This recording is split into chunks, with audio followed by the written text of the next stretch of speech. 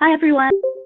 That's with CIBHS. Welcome to the Small County Fiscal TA webinar with Mike Geis. We'll get started in just a second. Just a couple of things. Last night, I emailed to everyone who registered the PowerPoint and the is going to be using. If you did not receive them, send me an email during the webinar and I'll try to get them to you.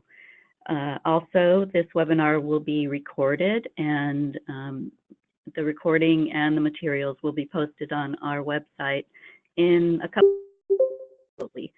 Other than the next of the series, Fiscal TA webinars will be on January at 11 a.m. And and last thing, Mike will be pausing for questions throughout his presentation.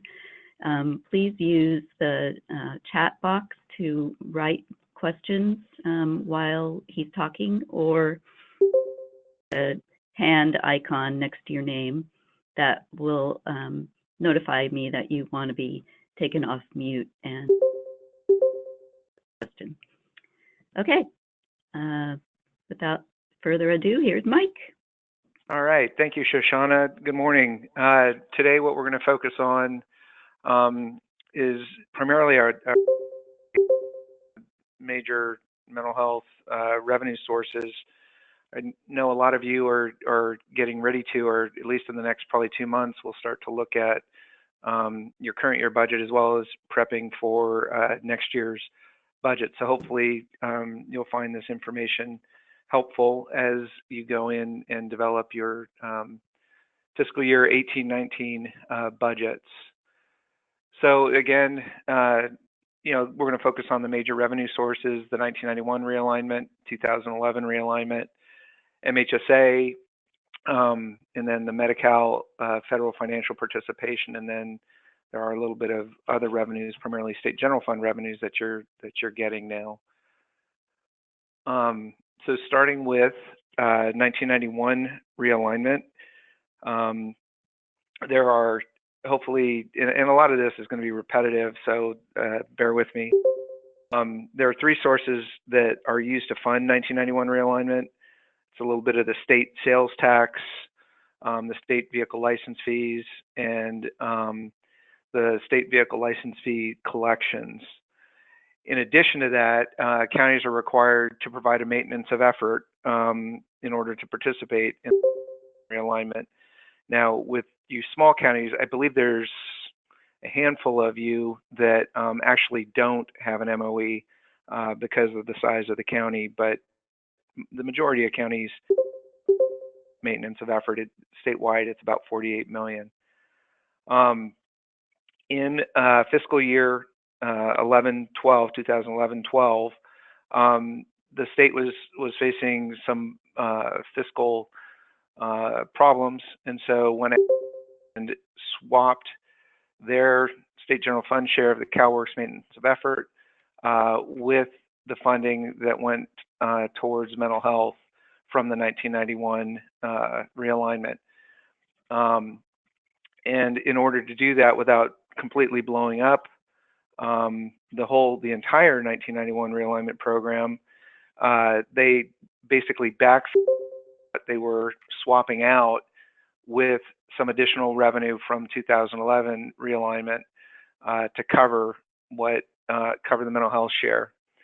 And that amount was written into statute as a guaranteed minimum amount of funding beginning in fiscal year 12-13 that you receive in your 1991 mental health realignment account, and it's 1.12 billion a year, or it's roughly 93 million a month that gets transferred.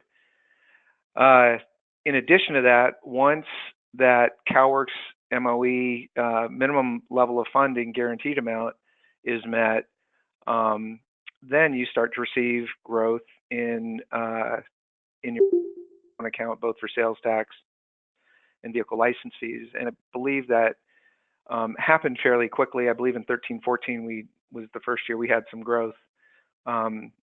in those two parts of the 91 realignment funding. And then in addition to that, you also receive 5% of the annual growth 2011 Realignment Support Services account every year. Doesn't do anything to any sort of bases or anything else, but it is a nice little chunk of money that comes over every year to the 1991 account. And in terms of how the revenues are distributed, they're distributed on a monthly basis as funds are collected until you receive amounts equal to the prior year's total.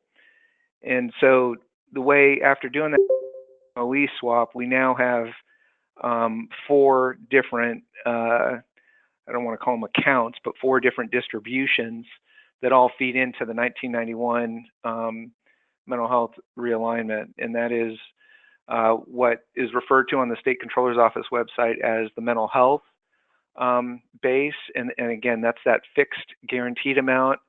It should never change.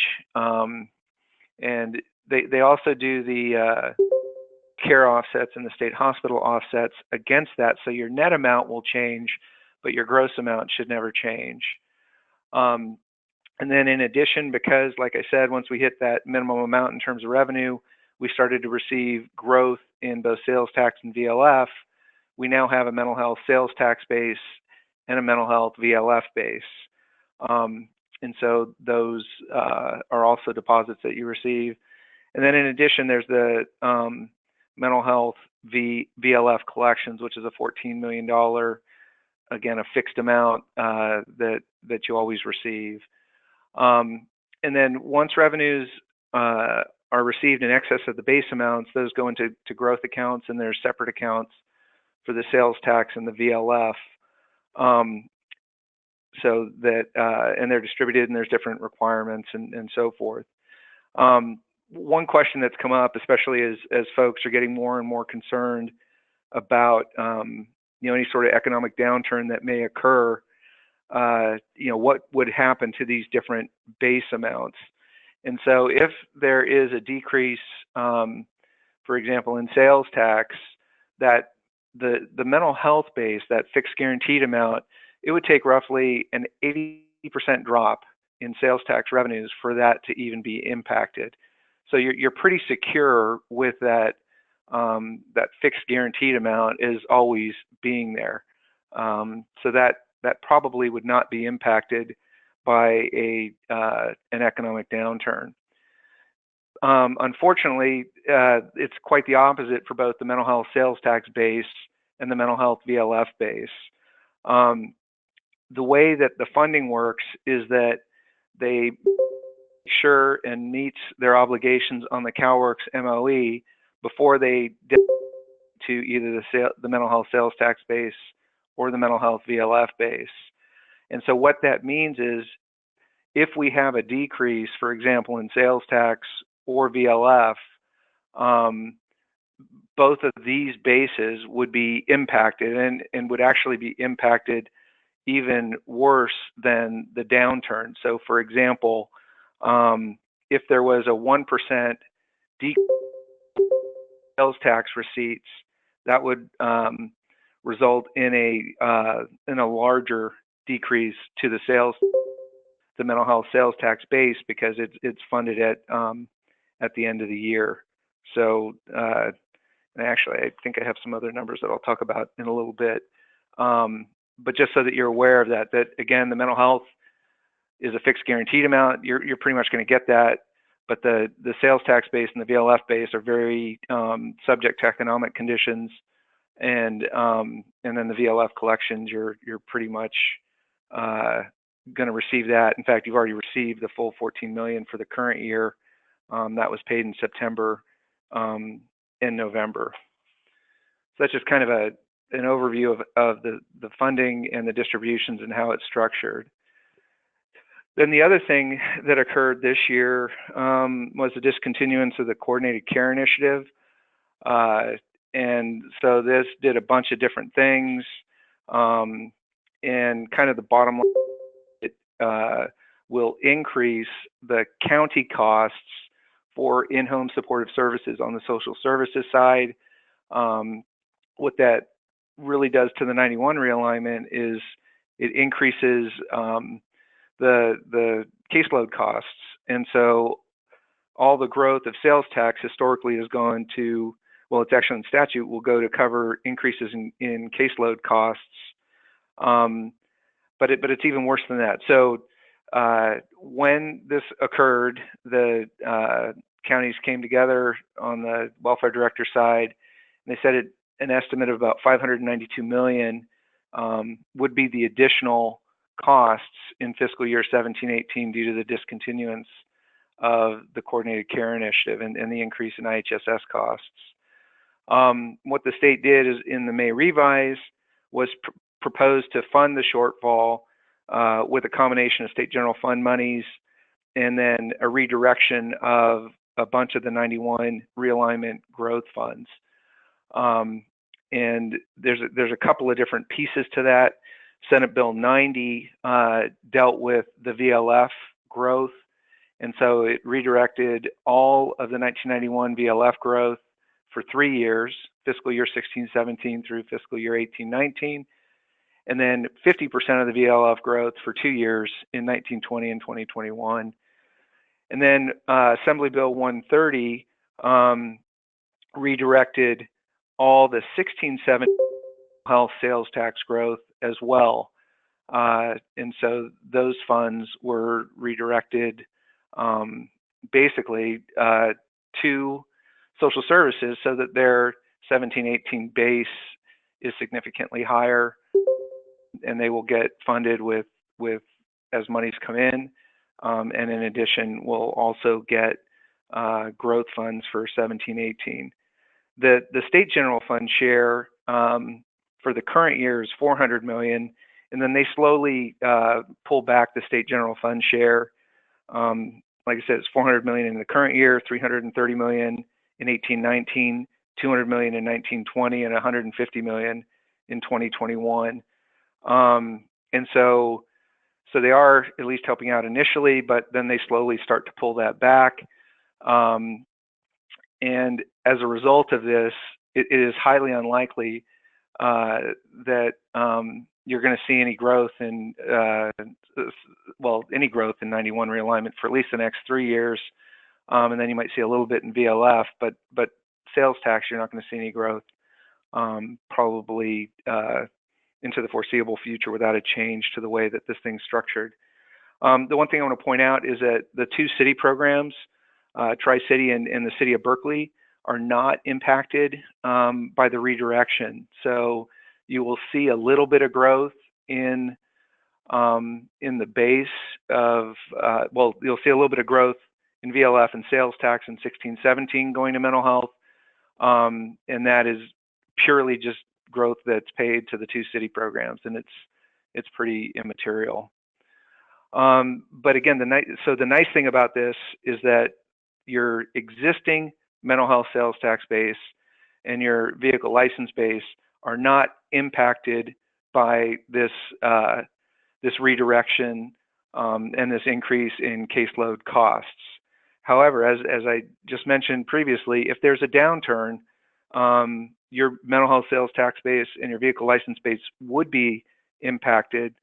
And then that, so if sales tax doesn't meet the base or VLF doesn't meet the base, that becomes your allocation for the year. That also then sets the base amount for the next year. So you'd have a lower sales tax base and a lower VLF base going forward. In terms of just to give you some numbers, in 16-17, the amount of VLF growth that was redirected from mental health that you would have received was 40.1 million, and the amount of sales tax growth that was redirected was 14.3 million. So that's 54.4 million in growth from 16-17 revenue received already, and base for the current fiscal year. And again, that was redirected to cover the cost of in-home supportive services. So that's kind of the structure. In terms of the dollars, you can see here, again, that fixed base amount for mental health, the CalWORKS MOE swap doesn't change, which again is nice. And again, in a downturn, that will still be the same. It would take just a huge downturn really be impacted the way the statute's written, because that money comes off the top before other things are funded within the 2011 account. You can see the mental health sales tax base, and it does go up slightly in 18-19. Again, because there was, actually I have this wrong, that should have been, that growth should have been 16-17. And so that, bottom line, so any growth that you see in sales tax in 17-18 or in VLF fees, that's for the two city programs.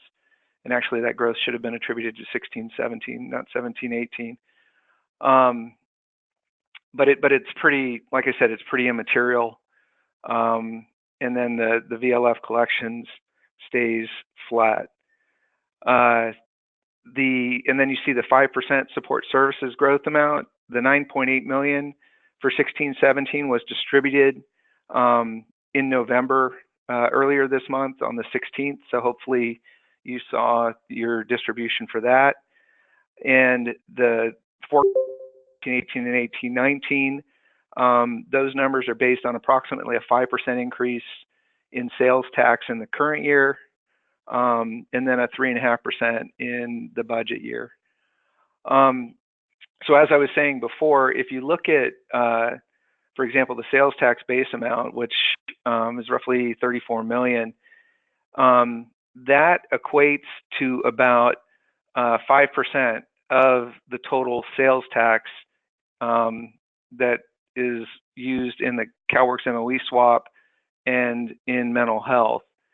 So all it would take is a 5% decrease in overall sales tax revenues, and that amount would be wiped out. Your base would be zero for sales tax. Vehicle license fees is a little bit higher of a proportion. It's about 20% of the total, so it would be a much larger decrease in VLF to wipe that out. But again, just to give you an idea, so say the forecast is for a 1% decrease in sales tax, you would see your base go down by about 5% because it's the last thing funded and revenues wouldn't come in. And so lastly, you do have the ability to transfer funds within the 91 accounts, and it's limited to no more than 10% of the amount deposited in the account from which the funds are reallocated for that year.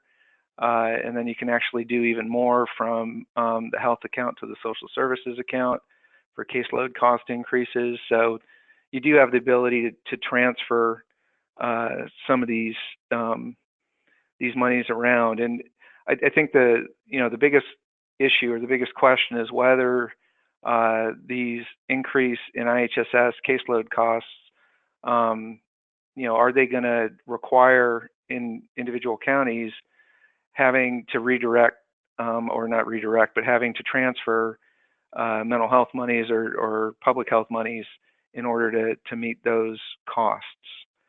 I think at this point, in terms of 91, I think you definitely want to start looking at some longer term planning. You might be okay current year, maybe even budget year, but as you go out and not anticipating any revenues, any increase in revenues, and potentially even a slight decrease in both the mental health base and the VLF base, how are you going to go ahead and continue to fund cost of living adjustments, increase in benefits and retirement, and even though the legislation did put a freeze or suspend the automatic 3.5% adjustment to IMD rates, you guys all know it's based on supply and demand.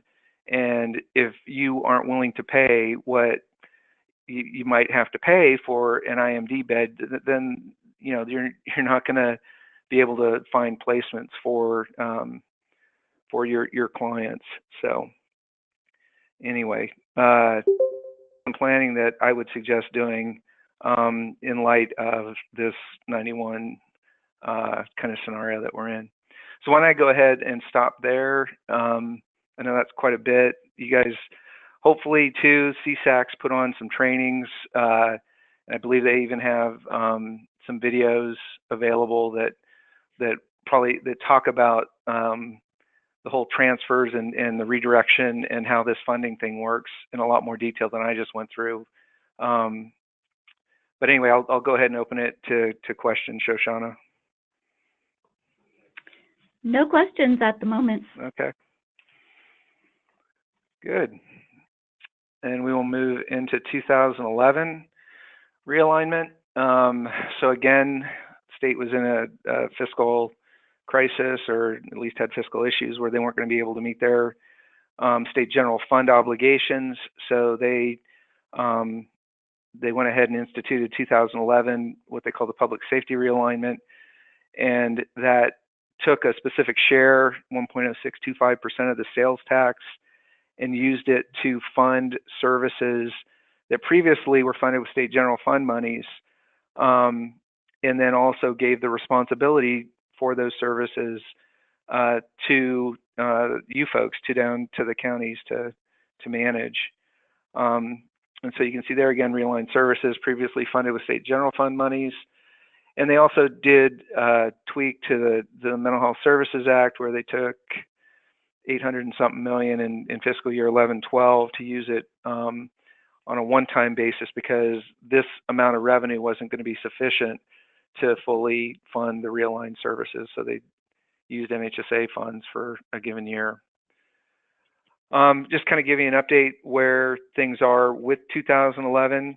Year-to-date sales tax revenues are a little bit higher than they were even projected to be in the May revise. I think the May revise had about a 4 or 4.5% increase for the year, and it's actually running closer to 5. So good. Sales tax revenues are. That said, we're really coming into right now. December is really when the majority of sales, the big push for when they're actually earned. They get deposited at the state in January, and then you see those in distributions in February. So even though they're up higher now, it's still early in the year, and need to see where they ultimately end up. The other thing is, which is interesting, on the behavioral health sub-account, is that the behavioral sub-account is within what's called the support services account. And it was set up to have a certain percentage of the base revenues go to behavioral health sub-account, and then also to the welfare sub-account. And growth distributions that are specified in statute actually give a higher percentage of the growth to behavioral health than they do to the social services account. So what that means is, and because your base equals your prior year base plus the growth for that year, it means that over time, as there's growth in this funding stream, behavioral health is going to start to see more the base distribution. So for example, in 16-17,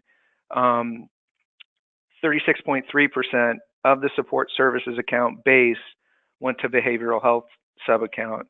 In the current year, that actually went up almost a full percent to 37.1%. So it's kind of a double win-win. Anytime that there is growth where the behavioral health sub-account actually gets 50% of the growth, that percentage will continue to grow. So this is going to be a good source of hopefully growth as long as the economy is growing strong. In terms of the individual county allocations, the current year are the same as last year, and you can take a look at DHCS Information Notice 16052, where it was based on claims, Pro 3, PSDT, and drug Medi-Cal. There's a small county minimum, or a minimum drug Medi-Cal, I should say, didn't impact every small county, so that everybody at least had a little bit of money allocated to them based on having a drug Medi-Cal program. And then historical amounts for some of the other allocations. And then there ended up being a balance, and that balance was just distributed to each county based on the overall Medi-Cal enrollment in each county. And then there was also a hold harmless adjustment so that nobody was reduced by more than 15%. So that's how the percentages were determined for 16-17, and through the most recent distribution, those same percentages have been applied to 17-18. However, when the Department of Finance provided the allocation schedule to the State Controller's Office, they said in the letter that they do expect the schedule to be adjusted this fiscal year once growth allocations are made and incorporated into the 2017-18 county base allocation. So I would anticipate those percentages to change. How much, I'm not sure. Hopefully they just try to mess with the amount that was kind of excess that was distributed based on the Medi-Cal enrollment, but who knows? So you can kind of use that as a gauge for now in terms of percentages, but it sounds like they will change. I'm not sure how soon, and not sure what they will look at to do that. It says to incorporate those growth distributions, but I don't think it's quite that simple. So, and so then in terms of the growth, the 15-16 growth of 67 allocated earlier this month. So hopefully you saw a distribution and received a warrant and the money for your share of the 15-16 growth. And then CSAC had made a recommendation in an October 2nd letter to the Department of Finance that growth be allocated, half of it based on claims for drug Medi-Cal and EPSDT, and then half allocated based on the proportion of Medi-Cal beneficiaries in each county, but adjusted for the cost of both disabled and foster care aid codes. So if you had a higher percentage or higher proportion of disabled and foster care folks in your county, the theory was you would get a higher allocation because they provide a greater risk and a greater cost than just a regular Medi-Cal beneficiary. The 16-17 growth, which is known and it's $98.3 million, has yet to be allocated. So I'm not sure if the same approach will be used, updated to more recent claims, or what will be used to allocate that growth and what the timing is on that. Again, tying stuff back to actual claims often means having to wait until all the claims have been adjudicated and the dollar amounts are known. So if that's the case and they wait for the 16-17 claims to be known, it could be a while before that's allocated. In terms of, just real quickly, what the funds can be used for in the behavioral health subaccount, the statute specifies those things that I have listed there. All basically anything related to substance use disorder, and then anything related to the Medi-Cal, especially mental health services, including the kids side, which is EPSDT, and they say mental health managed care. Well, by definition, Medi-Cal, especially mental health, is the managed care program. So it's basically anything within the Medi-Cal, especially mental health program, including the match to utilization review, including the match to administration, including expanded outpatient services, et cetera. So the behavioral health subaccount does have some flexibility in terms of what you can use it for. The one thing that I want to also make sure you're aware of is that the statute does not specify how much needs to be spent on each program. So it's up to your discretion in terms of how much you allocate or how much you decide to use on substance use disorder versus how much you decide to use on Medi-Cal, especially mental health. I know a lot of folks often refer to the different information notices, but again, that's your local choice, not something that is specified in statute. So in terms, again, of the projections here, this is what the projections are. The 17-18, so the 16-17 is known, that 98.3 million in growth here is known. So this is the new base for the current year. And again, at this point, I think your best estimate of what you're going to receive would be to take this base number for 17-18 and use the existing percentages in that information notice, whatever I said it was, 16052, but also recognize that that will probably be adjusted at some point this year. In terms of projections, so 113.8 million projected in the current year for growth. That's again based on an overall increase of 5% in sales tax revenue, which results in about 8.6% increase to the behavioral health sub-account, and then a little bit less of a projected increase in 18-19, and that's based on a 3.5% increase in the sales tax. And as with 91 realignment, you do have the ability to transfer funds from the 2011 accounts, and you can see here, and again, I would reference that government code section if you're looking at doing that. But I don't know if you're actually going to, hopefully you won't need to do this, because this is the one source that we're going to see, especially in mental health, that will continue to grow and have to probably fund more and more of your obligations with this 2011 behavioral health sub-account. Over to you. Any questions on 2011 realignment? There aren't any questions. Remember, if you want to ask a question, just type it in the question box or click the hand icon so that we can take you off mute. Thanks. All right, then moving on to the MHSA, Mental Health Services Act, created the 1% tax on income in excess of $1 million. Very few folks pay it, and hopefully you know by now that there are two primary sources of deposits. On a monthly basis, 1.76% of all monthly personal income tax payments are paid into the account.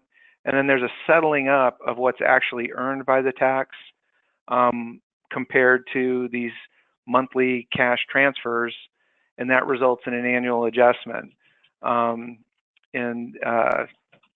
That happens, I think it's actually on the next slide. So that happens,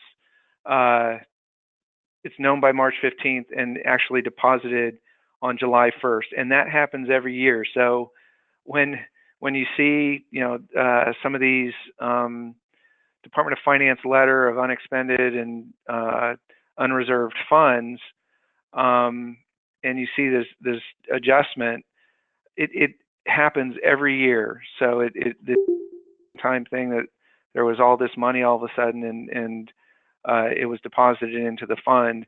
This settling up happens every year. And so that's also why in general, your August distribution is so much larger than the others. So again, referring back to that letter that Department of Finance put out, the Act requires that funds are distributed monthly to you folks based on what is unspent and unreserved. And so when you look at that letter, you can see here's how much was deposited. They then reserve amounts for different accounts and different appropriation numbers on that letter. And so that is all netted out of that. And then the balance gets distributed to you folks. And whatever's unspent and unreserved at the end of the month, you are supposed to have a check or a warrant by the 15th of the next month. And so, obviously that 1.76% of all personal income tax payments is fairly constant. You know, in terms of an annual basis, you might have some seasonality in terms of employment, but really when it becomes the largest is when the state's also receiving estimated quarterly tax payments. And those quarterly tax payments occur in January, April, June, and September. And so then in the subsequent month, you also see a larger distribution. And again, those annual adjustments, that's the settling up. They're incredibly volatile. They lag by 2 years. The state's required to have the calculation done. Actually, I think it's earlier in March, or in general, they have it done earlier in March, so that it's known, but then it has to be deposited into the fund on July 1st. So in terms of some estimates of what's going on with the revenues themselves, so again, these are actual deposits into the fund. You can see kind of again, the cash transfers are modeled after what's going on with the overall change in personal income taxes. And so as personal income taxes grow, you know, then those figures grow. The annual adjustment is the settling up between what happened 2 years prior and those cash transfers. And so for the current year, for 17-18, that $446 million was deposited and into the fund on July 1st. So that, again, is known. It's already been distributed. This $450 million is an estimate, and the 463 is an estimate. One thing that I did a little, usually I model this after the May revise and what state data, and then any changes. The one problem is the annual adjustment. Trying to model that is really difficult. It doesn't really correlate entirely with changes in the stock market or changes in any sort of economic indicator. So the state back in May had this $450 million. They were saying it was more like $350 million. I think I find it somewhat hard to believe that in calendar year 2016, which is basically the basis for that adjustment, that it's actually going to fall from these two amounts from 14-15, or from 2014 and 2015. We still had strong stock market growth in 2016. You know, the housing was continuing to increase. So I generally don't go with a higher number than the state, but in this case, I did. So if you want to be more conservative, you can probably discount that a little bit. But that said, I'm still only using about a 2.5% increase in personal income tax revenues in terms of forecasting the cash transfers. And the 463 is from state figures. So we take all this. This is what goes into the fund, and then what is unreserved and unspent comes out to you folks in the form of component funding. This accounts for, so not included in these figures, and so backed out, the difference between those revenue figures that I just showed you and these figures would be the 5% that goes toward administration of the act, and also the debt service for No Place Like Home. It's not very material at this point.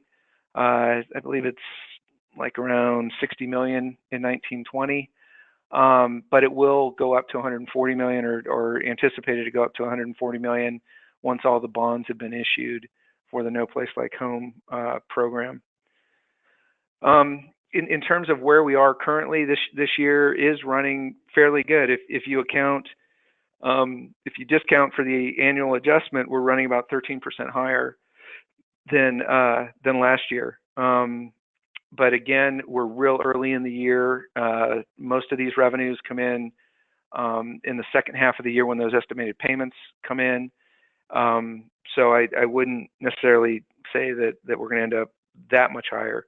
But I do think, again, that kind of this overall trend with a slight increase each year seems to be consistent with all of the the current economic indicators.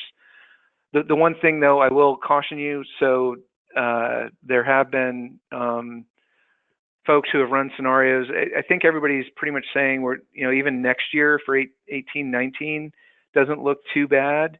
And it's highly, although you never know, but it's highly unlikely we're going to see at least a significant downturn. It'd be more like 1920 would be potentially where we'd see a pretty significant downturn. And where that will occur most likely, it's going to be in the personal income taxes. So if there's a decrease in the stock market, housing, et cetera, or you will see that personal income taxes will go down, which means that this revenue source and those cash transfers will go down. Had modeled a 10% decrease in personal income tax revenues in 1920 from 1819. If we end up with something like that, then in 1920 we'd be looking at around 180 to 200 million less in funding than shown here. So, again, pretty large swing depending on where the. So that's it for MHSA. Are there any questions on MHSA? Now there are lots of questions. The first one is the 2011 realignment doesn't have to be split between mental health and AOD per information notice 14-16, which is the last update I have found. It not on those percentages though. So you have to use it for all those services that are listed, but how you decide to do that is a local decision. The information notice just tells you how they determine the amount of the allocation that you receive. You're not required to split the funding using those percentages, if that was the question. We'll see. I'll go on to the next question. Mike, can you explain more about the support services reserve account? Is this account shared between county social services, mental health, and public health departments? So that's just with the 2011 account, and so you can put money into this reserve account. Although I haven't heard of anybody doing it yet. Which doesn't mean it isn't going on.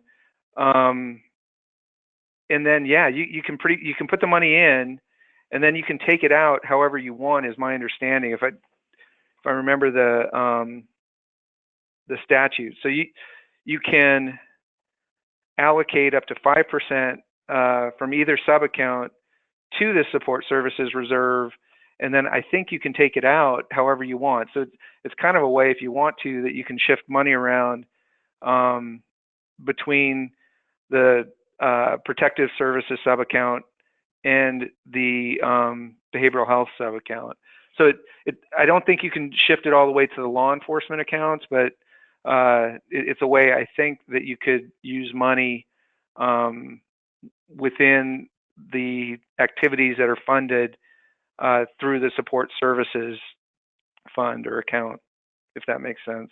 But I'm not aware of anybody doing that. But folks could be. All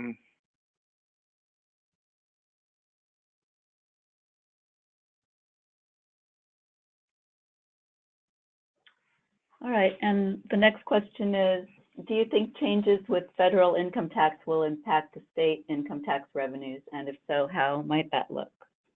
So, yeah, I actually didn't even touch on that, but yes. So any changes in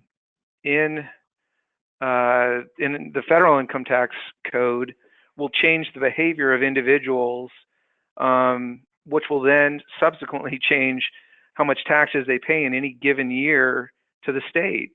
So, and we saw this when some of the capital gains tax benefits under the Bush administration expired. And so a lot of folks went ahead and took advantage of that, cashed in stock, et cetera, to pay the lower capital gains tax that expired. rather than waiting for a subsequent year to pay those taxes. So depending on, now the one thing, we may or may not know is if the federal tax changes go into effect in 2018, but nothing is enacted until we're already in 2018, you may not see anything because you won't have time to basically react.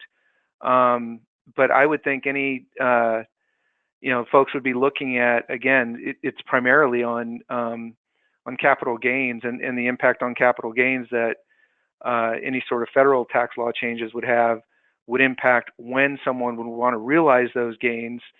And if anything, I would think, my understanding is you'd be wanting to realize them sooner rather than later. So that could cause an influx of revenues in the current year, and then a subsequent decrease in the out years. But again, at this point, nothing's enacted. And if it doesn't happen in time for folks to make those changes, it may not have any impact.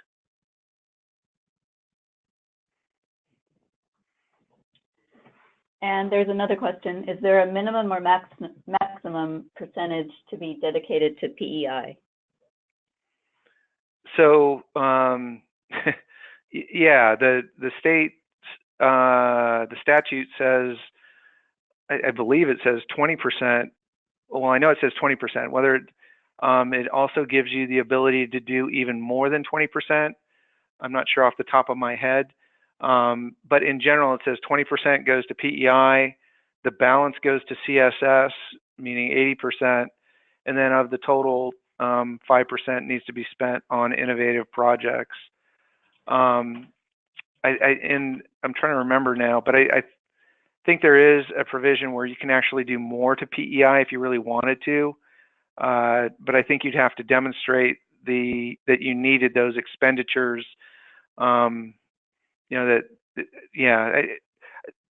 not totally sure, and I'm not sure how the state would respond to that, since they seem to be pretty bent on saying that they're applying the 20% to PEI, 80% to CSS, and then the 5% proportionally from each program, which means that 19% goes to PEI, 76% goes to CSS, and 5% goes to innovation is kind of the way that state DHCS has looked at it.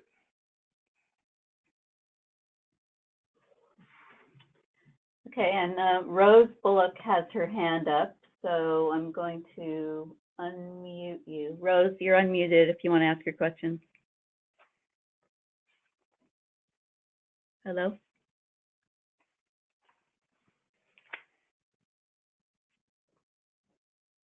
Rose Bullock? Okay, maybe it was a mistake.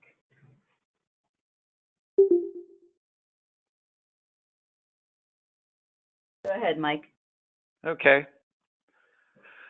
So we're actually towards the end here. So there is a little bit of state general fund monies that you're supposed to receive or will be eligible to receive in next year.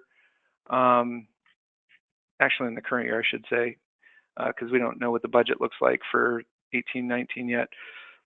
And you can see the amounts there. Again, the largest one of those is the increased state share for the ACA Medi-Cal clients. And so just to refresh your memory, these were the folks that were 100% funded from January 1st, 2014 through the end of 2016. Then for calendar year 2017, these folks are funded at 95% with federal monies, and the other 5% is picked up by the state, not by you guys. In 2018, that goes down to 94% feds, and I would assume it's going to stay at 6% state. And then 2019, that goes down to 93%, and then 90% feds, with the balance hopefully continuing to be picked up by the state. Who knows what the Medi-Cal program is going to look like even a year from now, but at least at this point, that is the largest share of state general fund monies that are available to you folks. And so kind of wrapping it up, and then we'll open up for any more questions. Overall funding, over the last couple of years, and then again in the current year and budget year. And the one thing, I don't have any slides on FFP, but it's really, it's based on the state's May revise. And as part of that May revise, in the current year, in 17-18, there's $253 million for the supplemental payment state plan amendment.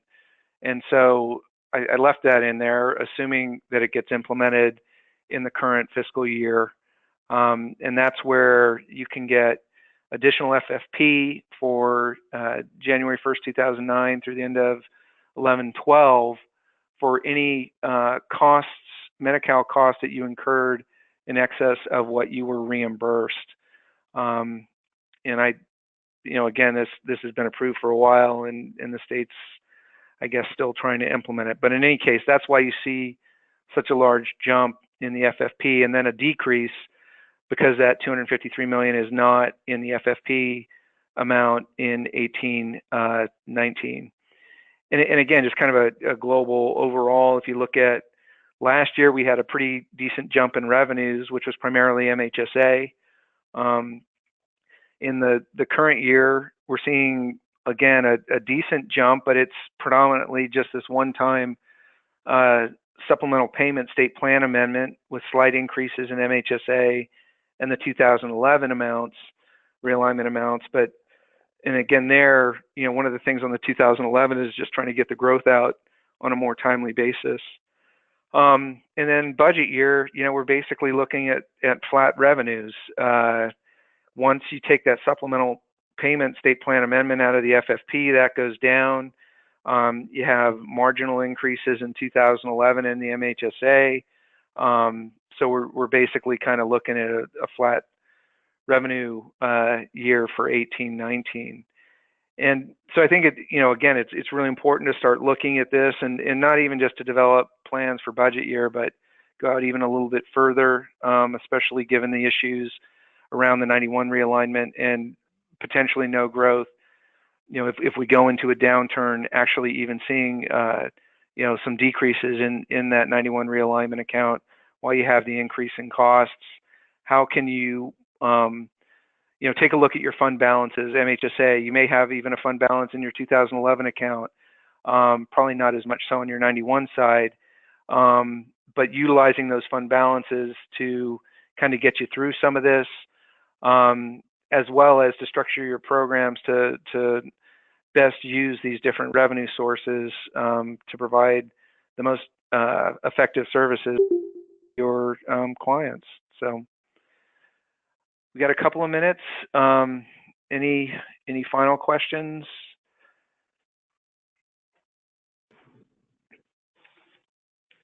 No, there are no more questions. All right. Well, again, thank you for joining us. We'll do the next call ends of January once the governor's budget's released. So we'll incorporate from the governor's budget, try to get that into an update for you the end of January. All right. All right. Thanks, Mike. Thank you very much. Thanks, everybody. All right. Bye-bye.